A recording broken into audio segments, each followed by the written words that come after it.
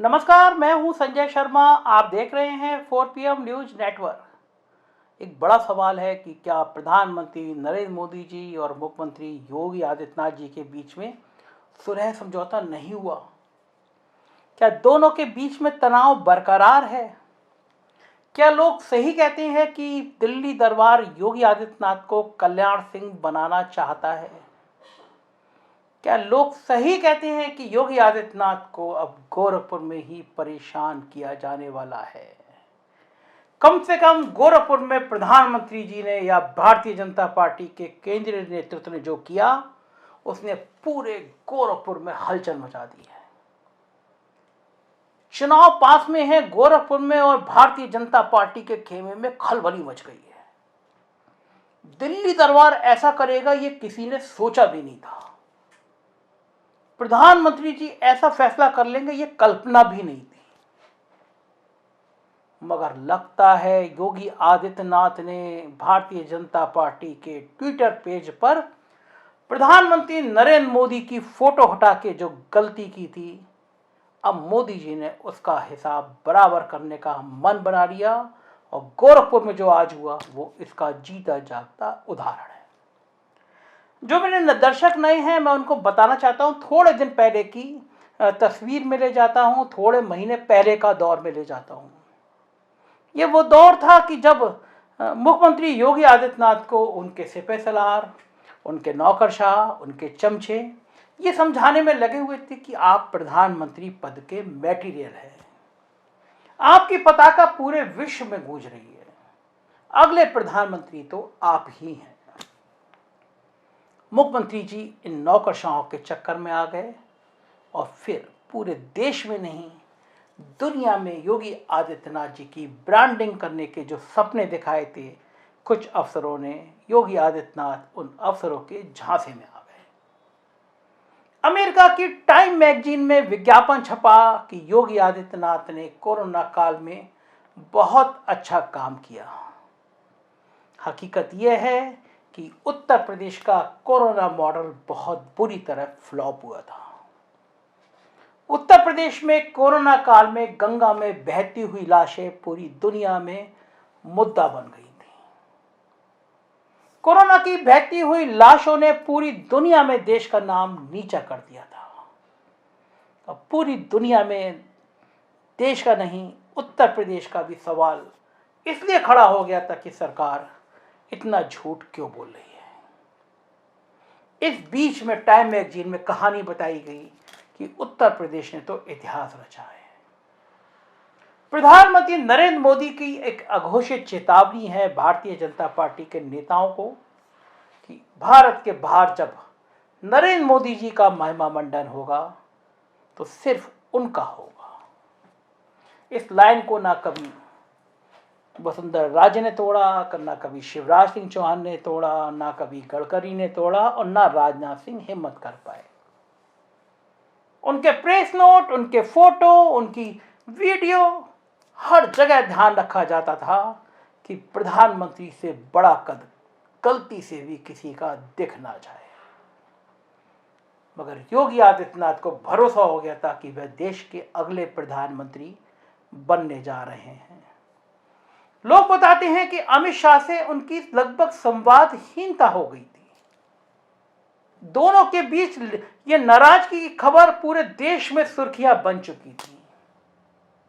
Bharatiya Janata party के गांव से लेकर शहर तक, शहर से लेकर जिले तक और जिले से लेकर प्रदेश मुख्यालय तक और प्रदेश मुख्यालय से लेकर राष्ट्रीय स्तर पर यह बात चर्चा का विषय बन गई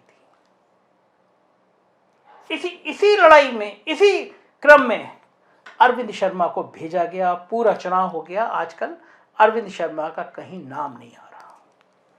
अरविंद शर्मा प्रधानमंत्री नरेंद्र मोदी के सबसे करीबी व्यक्ति थे। वो आए, भेजा गया था कि योगी आदित्यनाथ के साथ मिलकर उत्तर प्रदेश की भ्रष्ट और बेलगाम नौकरशाही जो हो चुकी है उस पर लगाम लगाएंगे। मगर नौकरशाहों ने समझा दिया योगी जी को कि ये तो आपके पर कतरने की दिल्ली की साजिश है। लिहाजा 4 दिन तक योगी आदित्यनाथ ने अरविंद शर्मा का अपमान किया, उनसे मिलने का समय नहीं दिया। तब पूरे देश में ये मैसेज गया कि योगी आदित्यनाथ इतने बहादुर हैं कि वो नरेंद्र मोदी के सबसे करीबी आदमी को भी ढक्कन बना सकते हैं। ढक्कन हम लोगों की भाषा में, हम लोगों के क्षेत्र में कहा जाता है जिसकी कोई हैसियत ना हो। उस समय योगी आदित्यनाथ साथ में घोड़े पर सवार थे, आसमान के साथ में घोड़े पर सवार थे। उनको लग रहा था पूरा ब्रह्मांड उनका है। तब वो जानते नहीं थे कि उनका पाला नरेंद्र मोदी और अमित शाह से पड़ा है, और ये दो वो नेता हैं जिनके मारे पूरे देश में विपक्ष हो या सत्ता के लोग हों थर थर कांपते हैं। लड़ाई बड़ी अरविंद शर्मा को मंत्री बनाने, उप मुख्यमंत्री बनाने या मकान देने तक से योगी आदित्य ने मना कर दिया और दिल्ली दरबार को मैसेज कर दिया कि वो झुकने वाले नहीं हैं। इसी बड़ी लड़ाई में अचानक भारतीय जनता पार्टी के ट्विटर हैंडल से प्रधानमंत्री नरेंद्र मोदी और अमित शाह, जेपी नड्डा की फोटो हटा दी गई। मतलब लड़ाई का ऐलान कर दिया। मतलब अश्वमेध यज्ञ का घोड़ा जो मोदी ने छोड़ा था, योगी आदित्यनाथ ने उसको उत्तर प्रदेश में रोक दिया। उसके बाद लगातार एक के बाद एक घटनाक्रम होते चले गए। दिल्ली धीरे धीरे योगी आदित्यनाथ की घेराबंदी करता रहा। अमित शाह ने जिस दिन आके कहा कि 24 में मोदी को प्रधानमंत्री बनाना है, 22 में योगी को मुख्यमंत्री बनाना ही होगा, उसी दिन से समझा जाने लगा कि दिल्ली दरबार ने एक लंबी चाल चल दी है। लंबी चाल इसलिए चल दी थी कि दिल्ली दरबार ने सर्वे कराया, तमाम एजेंसियों से सर्वे कराया और समझ गए कि उत्तर प्रदेश में इस बार हालात खराब हैं। कुछ भी करने से मामला मैनेज नहीं होगा, तो बलि का बकरा किससे बनाया जाए, तो जाहिर है योगी आदित्यनाथ का नाम सामने रखा गया। योगी आदित्यनाथ मथुरा से लड़ना चाहते थे और मथुरा से भी ज्यादा अयोध्या से लड़ना चाहते थे। वो जानते थे कि अगर वो अयोध्या से लड़ेंगे तो पूरी दुनिया में उनका नाम जाएगा। हिंदुत्व के वो ब्रांड बनना चाहते थे और अयोध्या से लड़ने के बाद ये ब्रांड और मजबूत होता, चर्चा होता, नेशनल इंटरनेशनल लेवल पे लोग अयोध्या आते। योगी आदित्यनाथ से लेकर अयोध्या को जोड़ के तमाम कहानियां बनती, मगर दिल्ली दरबार ने उनको गोरखपुर भेज दिया। गोरखपुर पहुंचते ही उनके सबसे बड़े धुर विरोधी हरिशंकर तिवारी ने समाजवादी पार्टी का दामन थाप लिया था, और उसके बाद लोकसभा में जिस व्यक्ति को भाजपा ने प्रत्याशी बनाया था, उसकी पत्नी को समाजवादी पार्टी ने टिकट दे दिया, जो ब्राह्मण समुदाय से आती हैं, और माना गया कि उसको हरवाने में योगी आदित्यनाथ की बहुत बड़ी भूमिका रही है। गोरखपुर में ब्राह्मणों की संख्या भी काफी है।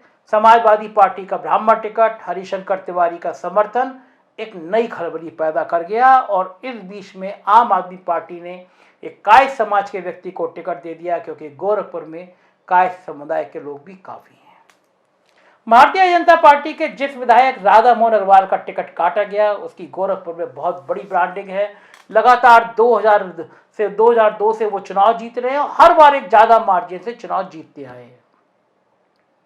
उनका टिकट कट गया, खलबली मच गई। राधा मोहन अग्रवाल क्या करेंगे, इस पे निगाह थी, उन्होंने कुछ नहीं किया। लेकिन बड़ा सवाल ये हो गया कि जीत का अंतर क्या राधा मोहन अग्रवाल का ज्यादा रहेगा या योगी आदित्यनाथ का ज्यादा रहेगा। जाहिर है कि राधा मोहन अग्रवाल जितने बड़े अंतर से जीते थे, अगर योगी आदित्यनाथ उससे कम अंतर से जीतते हैं तो एक संदेश चला जाएगा कि योगी आदित्यनाथ का कद राधा मोहन अग्रवाल से भी कम है। ये थी पूरी कहानी गोरखपुर की, जो पिछले कुछ महीनों में घटी। लेकिन कल क्या हुआ वो मैं अब आपको बताता हूं। कल पूरे गोरखपुर में होर्डिंग नजर आए। ये होर्डिंग जो आप मेरे साइड में देख रहे हैं, गौर से देखिए इन होर्डिंग को, जूम करके देखिए इन होर्डिंग को और समझिए इन होर्डिंग को। होर्डिंग लगे हैं गोरखपुर में, होर्डिंग लगे हैं बाबा के गढ़ में, होर्डिंग लगे हैं मठ वाले इलाके में, और होर्डिंग लगे हैं मुख्यमंत्री के इलाके में। मगर इन होर्डिंगों से योगी आदित्यनाथ का चेहरा गायब है। लंबा खेल कर दिया प्रधानमंत्री ने, लंबा खेल कर दिया भारतीय जनता पार्टी ने। खलबली मच गई है गोरखपुर में से। गोरखपुर में होर्डिंग लगे और तमाम दर्जनों होर्डिंग में से योगी आदित्यनाथ का चेहरा गायब, केवल प्रधानमंत्री की फोटो। पूरी भारतीय जनता पार्टी को समझ नहीं आ रहा कि दिल्ली का नेतृत्व क्या संदेश देने जा रहा है। पूरे गोरखपुर की भारतीय जनता पार्टी में खलबली मच गई कि नेतृत्व का इशारा क्या है, क्या योगी आदित्यनाथ को जिताना है या योगी आदित्यनाथ को हराना है। यह संयोग नहीं हो सकता, यह अचानक नहीं हो सकता, यह बिना जानकारी के नहीं हो सकता कि गोरखपुर पे होर्डिंग लगें और उन होर्डिंग में सिर्फ मोदी हो, योगी ना हो। इसे कहते हैं चाणक्य स्टाइल, इसे कहते हैं अमित शाह स्टाइल। आपने हमारी फोटो ट्विटर अकाउंट से हटाई थी, हमने आपकी फोटो आपके शहर के होर्डिंग से हटा दी। इन होर्डिंग को लगाने के लिए बाकायदा जिलाधिकारी से अनुमति ली गई। होर्डिंग पे लिखा गया है जिलाधिकारी की अनुमति से। भारतीय जनता पार्टी के होर्डिंग सेंट्रल से तय होती हैं। सेंट्रल बताता है कि इस जिले में ये क्रिएटिव जाएगा, ये होर्डिंग लगेंगे।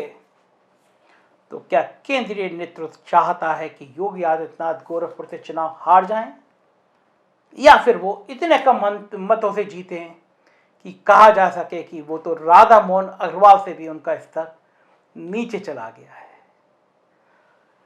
समय का फेर देखिए, वक्त का खेल देखिए। जिस आदमी की बात प्रधानमंत्री बनने की हो रही थी, उसको गोरखपुर में ही घेर के उसका यह हाल किया जा रहा है। यह राजनीति का चक्र है, बड़ा बेरहम चक्र है, किसी को नहीं छोड़ता। राजनीति में जो आपका अपना करीबी होता है, शायद सबसे पहले उसे खत्म किया जाता है।